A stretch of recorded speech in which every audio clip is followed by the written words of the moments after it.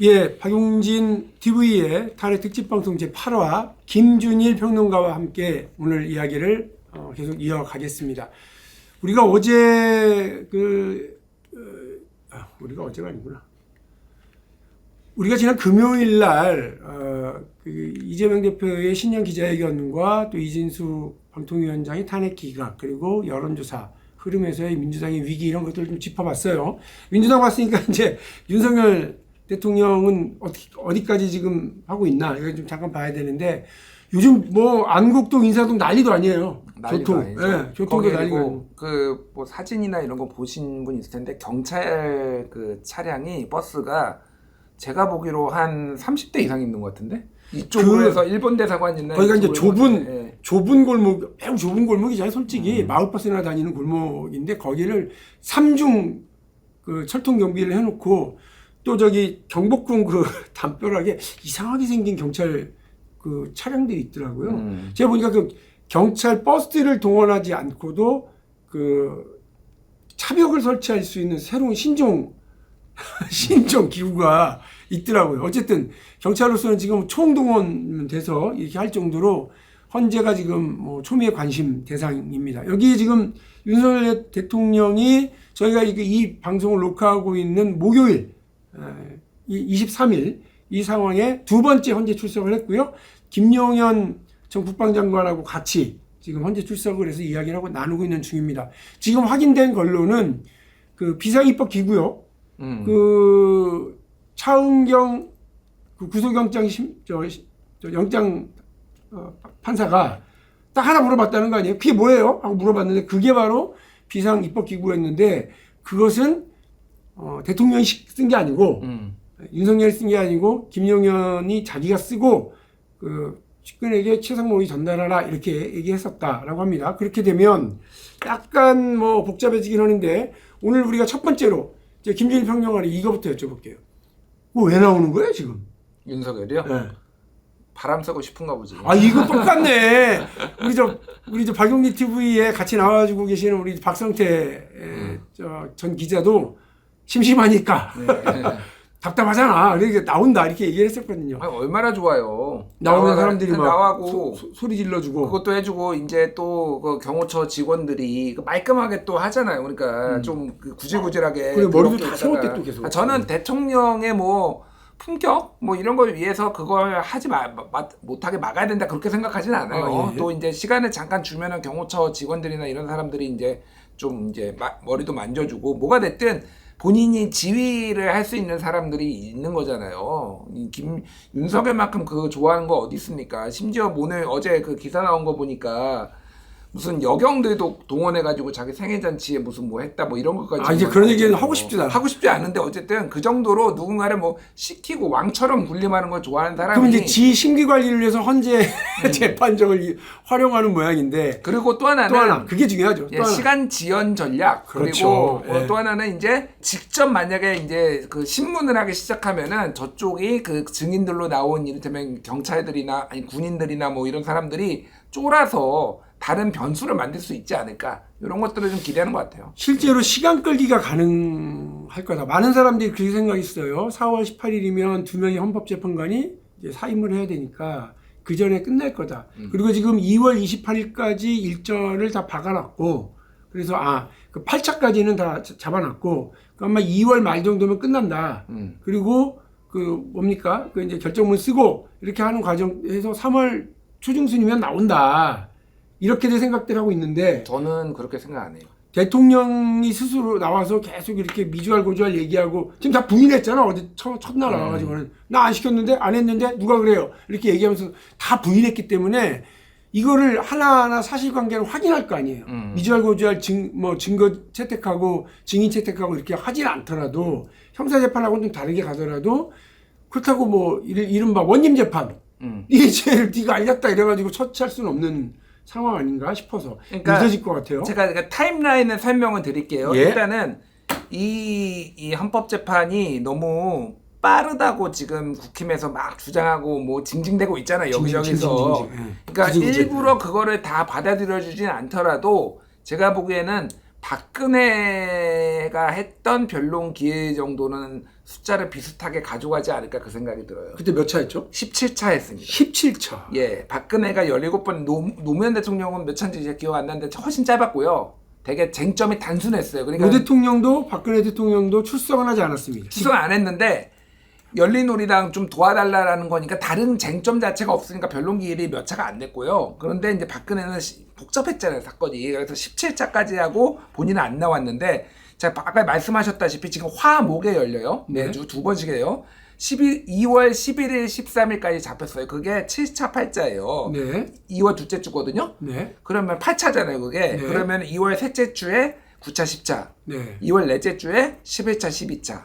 그러면은 쭉 계산하면 3월 첫째 주에 13차 14차. 3월 둘째 주에 15차 16차잖아요. 3월 끝까지 가도 20차까지밖에 안 된다. 그러니까 제가 말하는 거는 박근혜랑 비슷하게 하면은 3월 둘째 주 16 아니면 3월 셋째 주에 최종 변론이 된다는 네. 거예요. 그런데 말씀하셨다시피 한 일주일에서 열흘 있다가 해야 돼요. 이게 써야 되니까 판결문. 네. 결정문을 써야 되잖아요. 그러니까 저는 3월 셋째 주 아니면 넷째 주. 더 늦어지면은 4월 첫째 주로 갈 수도 있겠구나, 이게. 그래도 이게 뭐 그래서 2월이나 3월 초는 저는 불가능한 시나리오라고, 뭐 100%는 아닌데 어쨌든 그 제가 말한 게 더 합리적일 거예요. 3월 셋째 주, 넷째 주, 4월 첫째 주. 박근혜 탄핵 심판 심리와 비슷한 변론기를 잡았다. 치고 게다가 또 이제 변수는 대통령이 직접 나와서 자기 방어를 하기 시작했고 적극적인 대응을 하고 있는데 뭐 변호인단을 못 믿어서 나온 건 아닐까 이런 생각이 그것도 약간 있어요. 이 사람들 뭐 변론에는 5분 정도씩 얘기하고 밖에 나가서 브리핑은 30분씩 한다는 얘기가 파다하더라고요. 주로 그리고 한 분은 많이 졸고 계시더라고요. 그러니까 이게 도대체 이러면서 지금 나는 뭐 혁명하려고 뭐 이렇게 열심히 하는데 말이야 당신들은 뭐야 이렇게 혁명이 잠꼬대야 이렇게 하고 있는 분위기인 것 같던데 어쨌든 더 늦어질 가능성이 있어 시간 끌기의 전략일 수도 있다. 뭐 이런 얘기를 하고 계세요. 근데 우리가 여기서 또 계속 주목해야 될 거 부정선거 음모론 이런 뭐 계속해서 지금 얘기하고 있잖아요.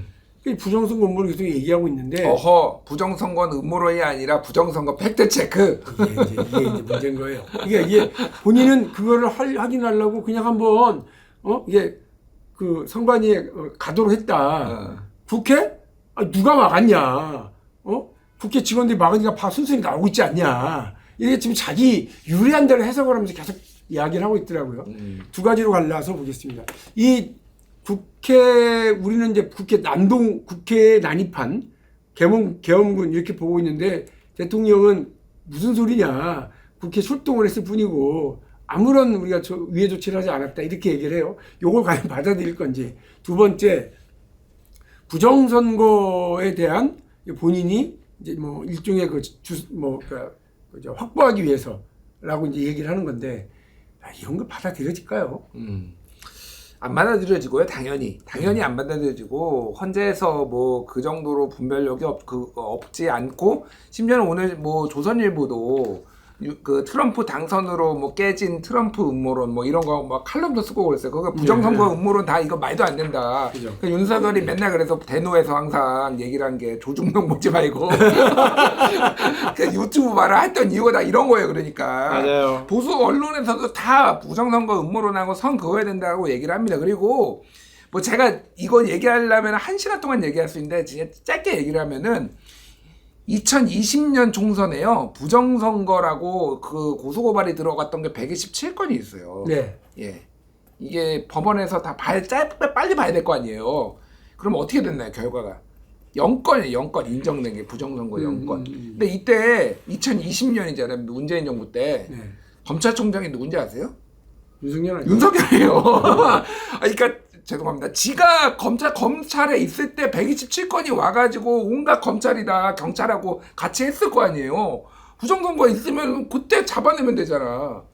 한 건도 못 잡아냈어요. 맞아요. 지난번 작년 총선에도 34건 들어왔습니다.